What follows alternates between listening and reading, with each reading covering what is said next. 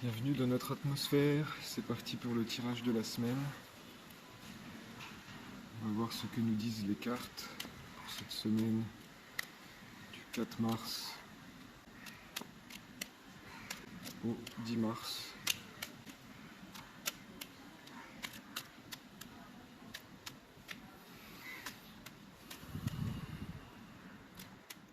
On va tester une nouvelle méthode, on part sur un tirage à 3 cartes pour cette semaine complète au lieu de faire un tirage par jour.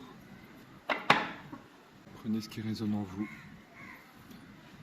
On appelle toujours à l'énergie universelle pour nous apporter les réponses avec bienveillance, nous guider à travers les cartes.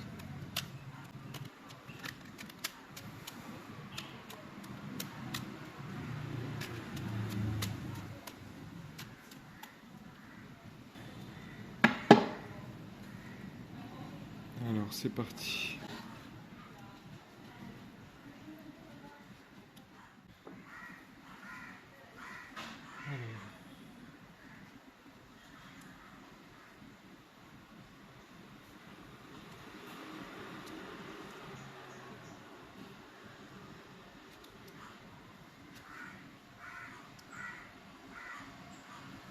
Alors, le 10 de denier. Un roi de bâton. Et de nouveau le 9 de bâton. Si on essaie déjà de lire tout ça avec notre intuition, qu'est-ce que peuvent nous dire les cartes? Donc, dans ce qui est plutôt considéré comme le passé, on voit plusieurs générations. On est sur la carte numéro 10, donc une fin de cycle. On peut voir un aboutissement, effectivement, une réussite. Si je lis un peu, donc ça nous parle d'abondance, de richesse et de réussite. Profitez de votre richesse actuelle. Qu'est-ce qui vous fait vous sentir riche et reconnaissant?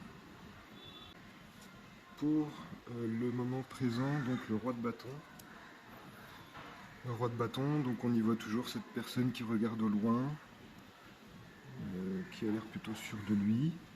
Et si on regarde, c'est charisme, leader, leaduse, partage de passion. Faites preuve de confiance en vous et de charisme. Où voulez-vous mener ceux qui sont prêts à vous suivre? Et ce qui nous attend pour cette semaine, le 9 de bâton. Donc on est là aussi sur une fin de cycle, mais on voit qu'il ne veut pas lâcher son bâton, ça n'a pas l'air évident. Qu'est-ce que peuvent nous dire les cartes? Se défendre, vulnérabilité, ne rien céder, lâcher du lest, ne soyez pas autant sur la défensive. Qu'est-ce qui vous fait vous sentir menacé? Donc on a la réussite, la famille, l'héritage, qui nous amène une confiance, un charisme, les gens sont prêts à nous suivre. Et tout ça pourrait nous ramener, si on ne fait pas attention, à d'anciennes peurs.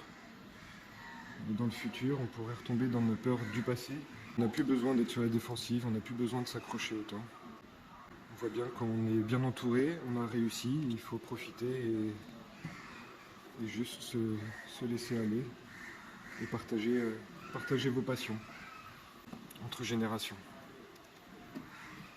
Et la carte de coupe, 3 de bâton, donc on le voit regarder au loin, il a l'air plutôt stable en appui. On voit que la famille des bâtons est à l'honneur. Donc là, recherche un premier résultat, prise de risque, concrétisation. Faites un premier point sur un projet ou des résultats. Comment voulez-vous voir les choses évoluer? Voilà, votre famille est fière de vous. Vous les guidez à travers vos passions. Vous pourriez un peu trop vous accrocher ou ne rien céder de par votre certitude de réussite. On voit bien qu'il faut quand même faire un point sur vos projets par rapport à vos résultats pour voir comment les choses pourraient évoluer et les outils et l'appui nécessaires pour continuer sereinement. Donc attention, ne pas retomber dans de vieux schémas. Voilà ce que peuvent vous dire les cartes pour cette semaine. À bientôt.